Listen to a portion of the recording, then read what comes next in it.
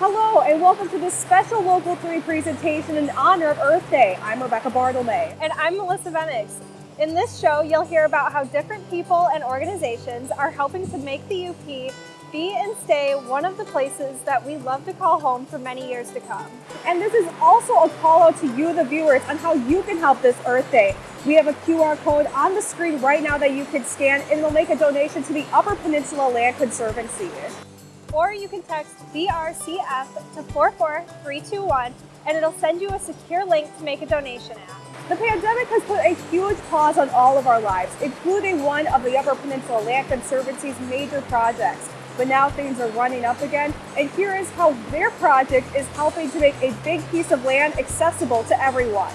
A project that will, in the end, protect about 191 acres of land that are just right on the edge of the sprawling edges of Marquette Township. It'll be easily accessible and protect some of our local gems that a lot of people don't even know exist right now. The Dead River Community Forest Project has been an effort throughout the past several years. It's a collaboration between the Upper Peninsula Land Conservancy and about 20 local, regional, and national partners to permanently protect this land and engage all who enter. These two particular pieces of property have for a long time been slated for development or slated for logging and not necessarily for the benefit of the whole community. In talking with the current landowners about their plans for the property, they were starting to talk about how they could get in and start developing, how they could get in and start logging. That's kind of where we stepped in and said, hey, what if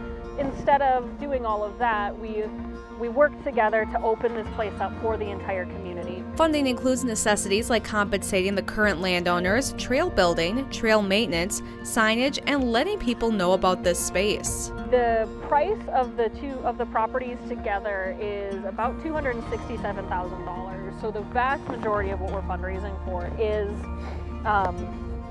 the purchase of the properties. The McClure Basin Association is actually very generously donating this 25.5 acre portion of the 191 acres as match to that $90,000 grant. So we've already received $90,000 from the U.S. Forest Service.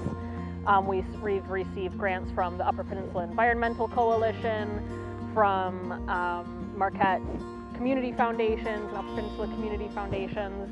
So basically, they are halfway to the fundraising goal. I don't think people realize how spoiled we are as a community in the way of the access we have. You know, we do enjoy a lot of access to trails, but it also is very dependent on landowners and often private landowners. You know, so a project like this where it's being purchased for public access, for preservation, you know, these projects are few and far between. The Nokaymenau Trail Network has been a partner in this project. Their role is centered around the development of trails to help people connect with the property. You know, it's got bridges that people like to come and enjoy. You know, typically they come, they take their picture off the bridge or the old bridge, and they leave.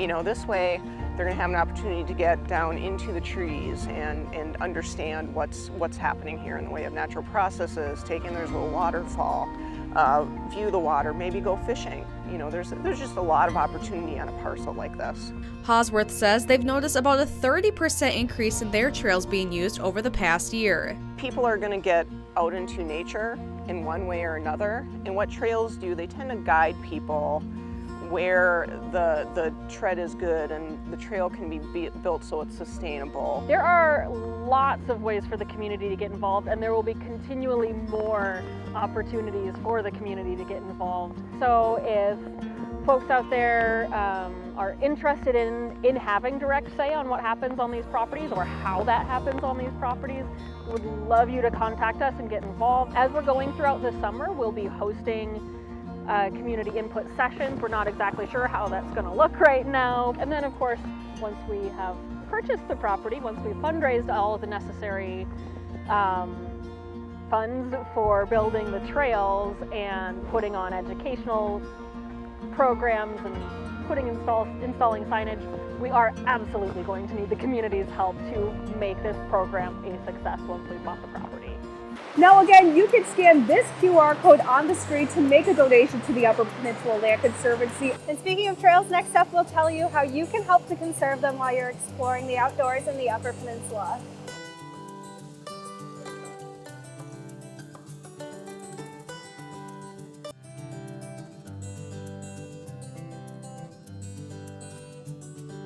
When preserving the outdoors, it's important for us all to do our part. Local 3's India Freer spoke with the Michigan Department of Natural Resources on how you can help by leaving no trace. Sugarloaf Mountain, one of the UP's hiking trails. For such a short hike, the view from the top is well worth taking the stairs. It attracts locals and out-of-town visitors.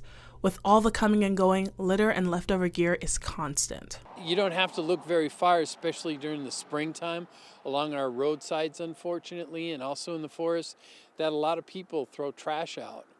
John Pepin is the Deputy Public Information Officer for the Michigan Department of Natural Resources. He wants the public to know about the DNR's Leave No Trace. Leave no trace is one of those things. It's like a lot of different philosophies. Leave no trace, pack it in, pack it out. It's things that where you want to go in and enjoy the natural resources, but you don't want to leave a negative impact on them. The DNR urges nature seekers to take everything they bring with them back home and leave no trace of themselves on or around the trails. So basically, if you bring something with you, take it back with you.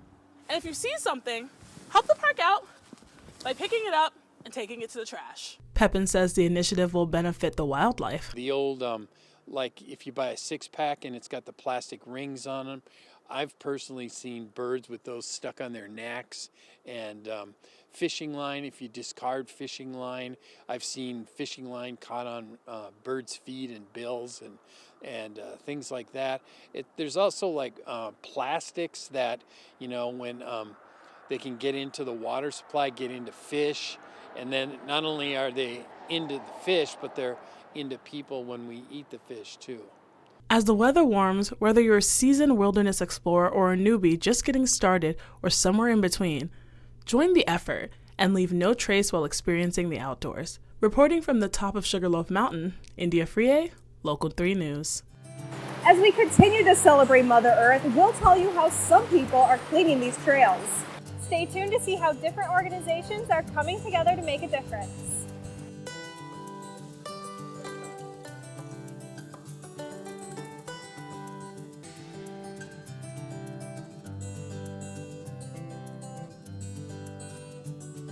Welcome back. Now before we jump into this next story, just a friendly reminder on how you can make a difference this Earth Day.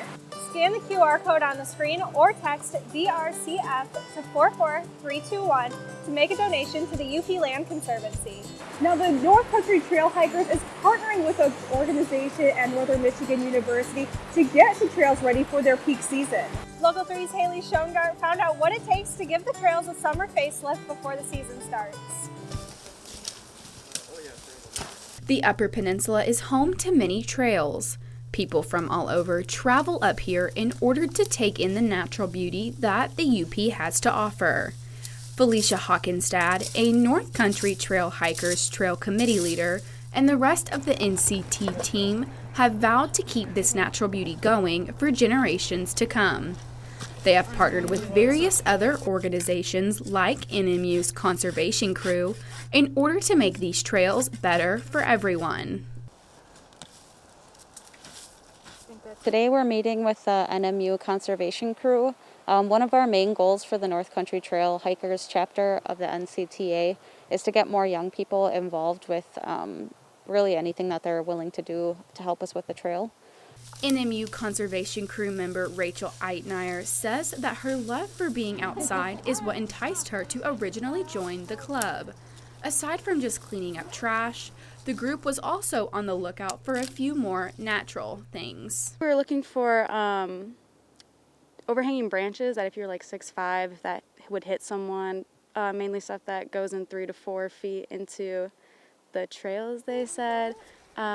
Stones, branches that would be in the way, loose boards that people are walking over. That's the main stuff they pointed out. While on the trail, the group found a tree that they felt needed to be removed for the better of the trail. And in the sport of Earth Day, Ite and I are offered to do the honors by hand.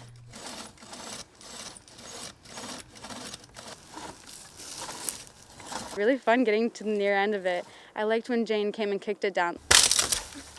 I like the group effort of it. I don't think I would want to have finished it on my own. So. Hawkenstad says there are little things everyone can do in order to leave the trails better than you found them. You don't want to go through and drop your garbage everywhere. I know a lot of people do that.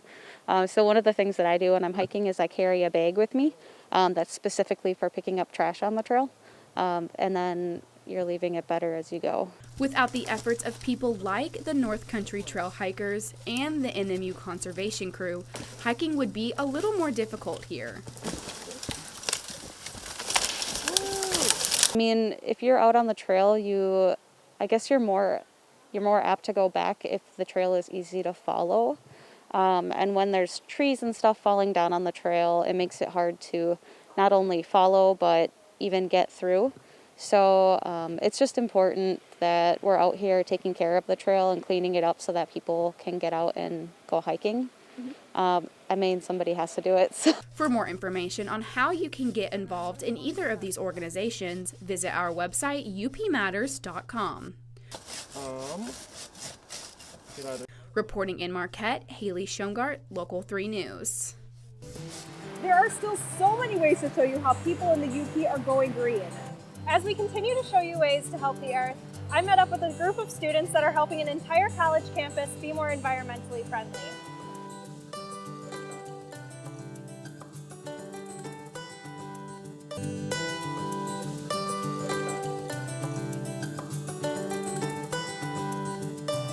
And now Melissa had the opportunity to see how an effort at Michigan Technological University is helping their community go more green. I did. The nice folks at the Sustainability Demonstration House laid out their mission to me and gave me a tour. Check it out. When it comes to living sustainably, these students don't just talk the talk, they walk the walk. Rose Turner, Kendra Lachek, Abby Herndon, Sammy Borzek, and Lexi Steve are the current residents of Michigan Technological University's Sustainability Demonstration House. The project started in 2016. This house was built in the 1950s, and it was donated to the university in the 1990s. And this house was used to house the university presidents for about 10 years. But then after that, the house remained empty, and that was a huge waste of energy and resources. So in 2016, the Alternative Energy Enterprise proposed to take over the house and spend 5 years retrofitting it into a net zero, fully sustainable house. The house has an 8.6 kilowatt solar array located in Lot 10 on MTU's campus, across the street from the house. That is our biggest system, and it has really pushed us to net zero energy, and we are saving hundreds of dollars every month on our electricity bill because of it. And we also have our 20 kilowatt hours of battery storage in the basement. And the coolest thing is about 90% of this system was donated from individuals and companies. So they've really made it possible for us to be net zero energy. Residents are always implementing new systems and coming up with more ways to improve sustainability. The goal of the house is to implement sustainable systems and kind of always keep working on it. So like some of the first thing that happened was switching out the light bulbs, but now we have growing systems and stuff like that. So we're always trying to add new things and then also educate the community and the campus on sustainability. The house has hydroponic and aquaponic systems for growing food, raised garden beds outdoors, and 3 different composting systems. We have our hydroponics and aquaponic systems, and they can look a little intimidating because they're really big and they take a little bit of work to get set up and some maintenance. But you can make smaller hydroponics and aquaponic systems for your home, and you can just grow herbs or something like that, so you do have fresh food. The students also have a few tips for making easy sustainable swaps if you're looking to make an impact on the environment. You can carry a reusable water bottle, reusable grocery bags, and cutlery for eating on the go. Sounds like a very cool experience. Thanks for sharing, Melissa. Stay with us for one more story on how people here in the UP are helping to make the earth better. Hear about the benefits of composting when we come back.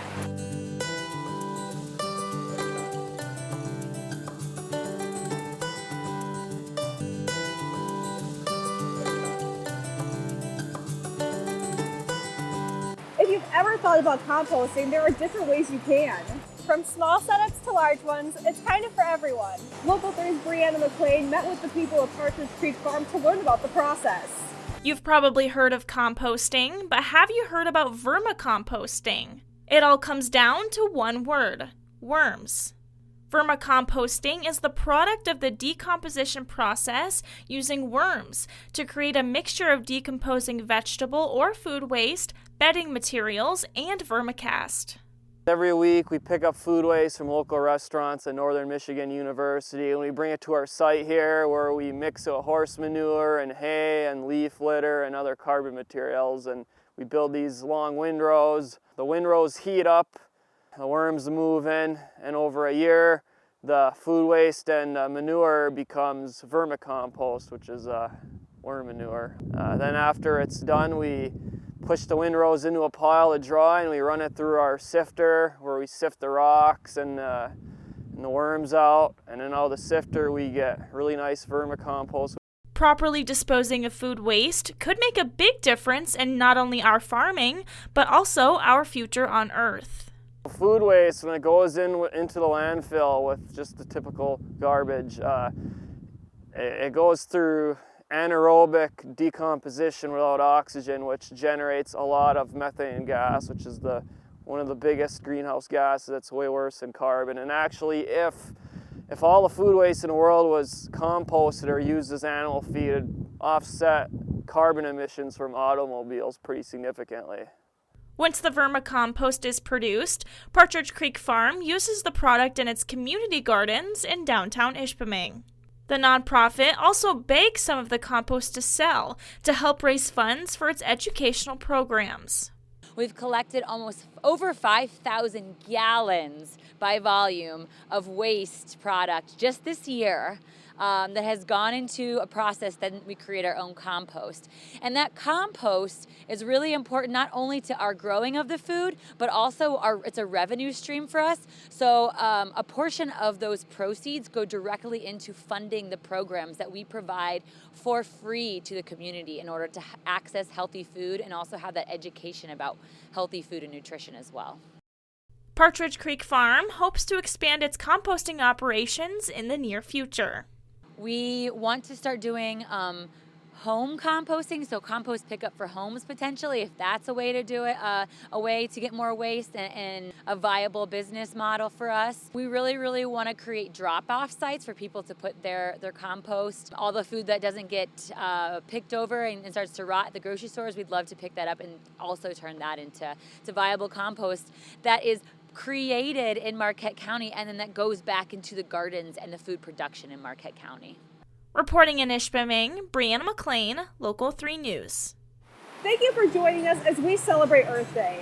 And here's one last call to make a donation by scanning the QR code or texting DRCF to 44321. I'm Melissa Venix. And I'm Rebecca Bartleby. Happy Earth Day.